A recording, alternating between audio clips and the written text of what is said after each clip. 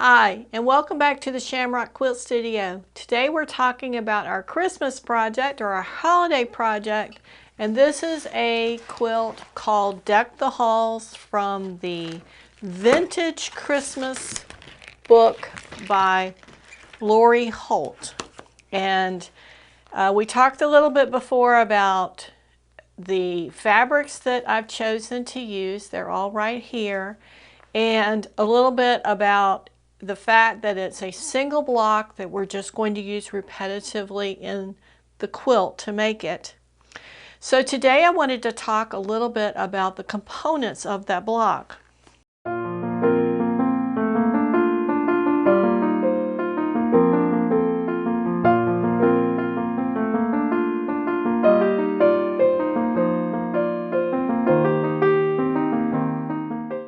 And welcome back to the Shamrock Quilt Studio.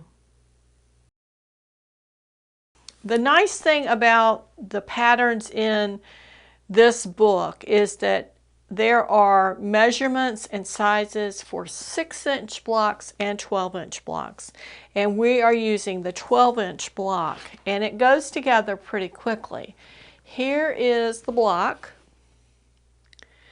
And what we're going to focus on today is just some quick construction points. And I'm not going to be showing you really how to put the whole thing together, just a little bits and pieces of this project so that you can work along if you're working along.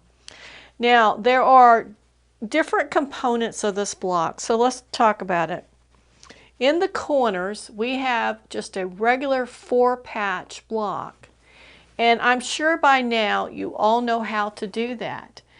When I did it, I ended up cutting it exactly the way the book tells you to. So that meant there were 4 pieces for this little block. And you would sew a white one and a red one together, and then you would sew a white one and a red one together, and then sew those 2 pairs together to get your 4-patch. If you wanted to do this more quickly, you could sew strips and then cut those apart so you would have the 2, and then sew 2 of those together to get the 4-patch. That's pretty easy. So we've got 4 components of that done just by that. The only thing I'm going to say to you is with 4 patches and with blocks I find that are on the outside corners, they tend to be a little bit smaller than you would really like them to be. So make sure when you're cutting your fabrics and you're doing your seams that you're doing accurate 1/4-inch seams, and you're cutting so that your cutting line is on your fabric, and that makes them just a thread or 2 wider than the measurement, and that will give you just that little bit of grace period or grace area that you're going to need to get the accurate finished size. And then after you're done with those 4 patches, I would encourage you to look at them with your rulers and see if they're the size they should be.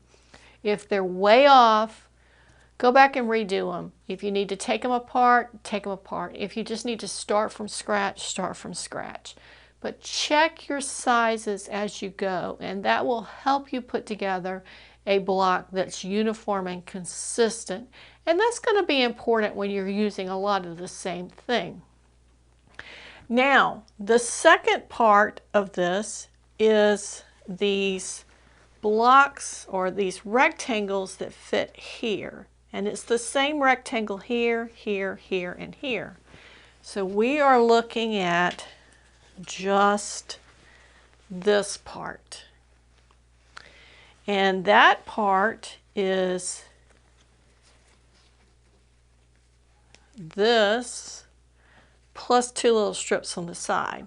So let's talk about how you put this together. So the first step is taking that green rectangle and adding a white square.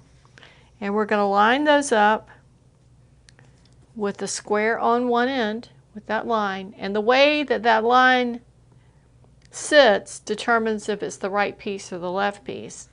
And because we're going to start with a diagonal seam in the corner of your fabric, I'm going to suggest that you use a scrap piece of fabric to start your seam on. And we're going to run it off of that piece of fabric onto our piece. And we're going to just follow that line right down the diagonal of that square. And then when we get it off, here we are, we've got that. We're just going to trim that seam at about 1/4 of an inch. And then when we turn it, that's the piece we're going to have, just like this one. And then as you sew those together, you're working towards that. Putting this together, you're going to need one piece, like, let's see how we're going to look at it.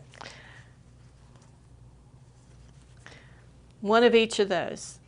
So then once you have this piece and you have this piece, we're going to sew them together so that the white, the largest side of white, is in the middle. So we're going to pin those together here. I didn't worry too much about matching up that seam in the middle. I matched up what was on the edges, and I just was hopeful that it would all come together properly. And for the most part, that did work out real well. If I had one that was way off, I would go and adjust it.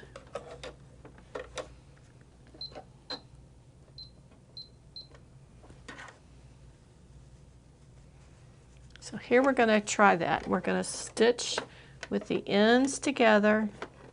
And I'm telling you, I'm going to give it just a little bit of tug to make sure that those seams are open the way they're supposed to be. And I think that's going to make it match up really well.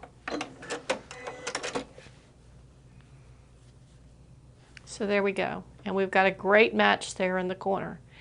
Now from this, we need to add those two side pieces. And that's just a little straight seam down the side. And I'm using that 1/4 inch foot with the seam guide or the fabric guide on the side. And that helps me keep a nice, consistent stitch line and keeps my seam allowances consistent as well.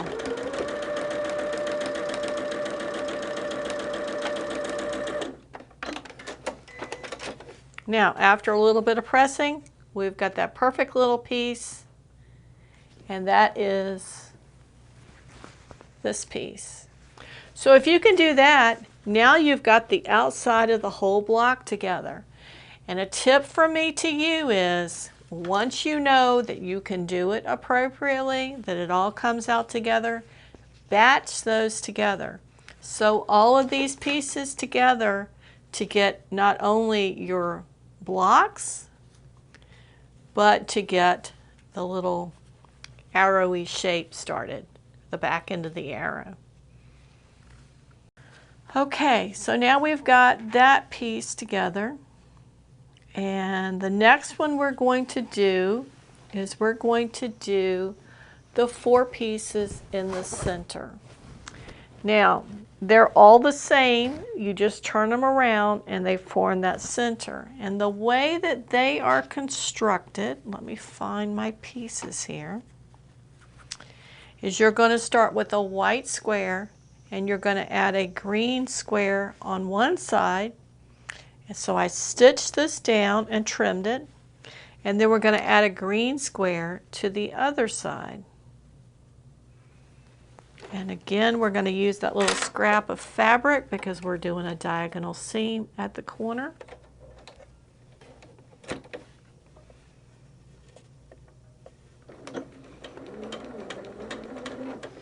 Make sure that you've got that one lined up on the other one appropriately. And then stitch right down the line.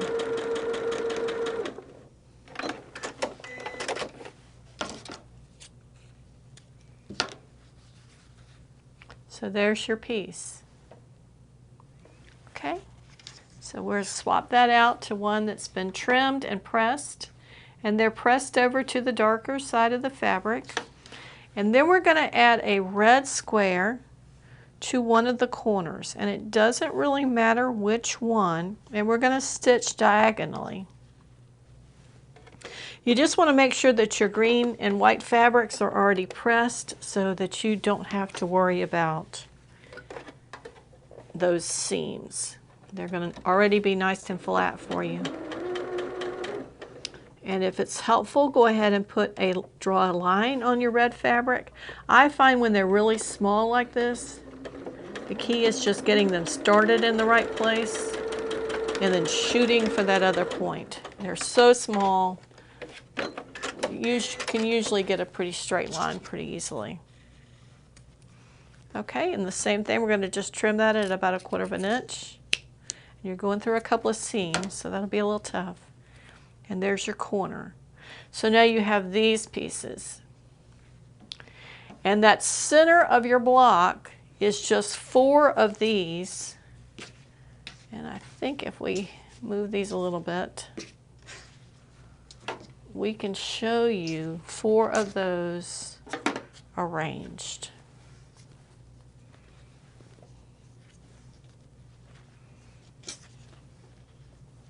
That's the center of the block. It looks a little different because they're not as close. We've got little spaces between the blocks, but once they're put together, that will be the block. Those are the 3 components that you need to put this block together. And all the measurements for this are included in the book. And so you can either decide if you wanted to make the 6-inch or the 12-inch. Like I said, we're using the 12-inch for this project. You will need 12 of these blocks for this. And we're going to come back next time and add in a section of sewing these together. So if you're working along with us, get your pieces sewn together and we'll come back and put them all together in a block next time. If you've enjoyed this video, give us a thumbs up. Be sure to subscribe, share us with a friend, and we'll see you next time at the Shamrock Quilt Studio. Bye.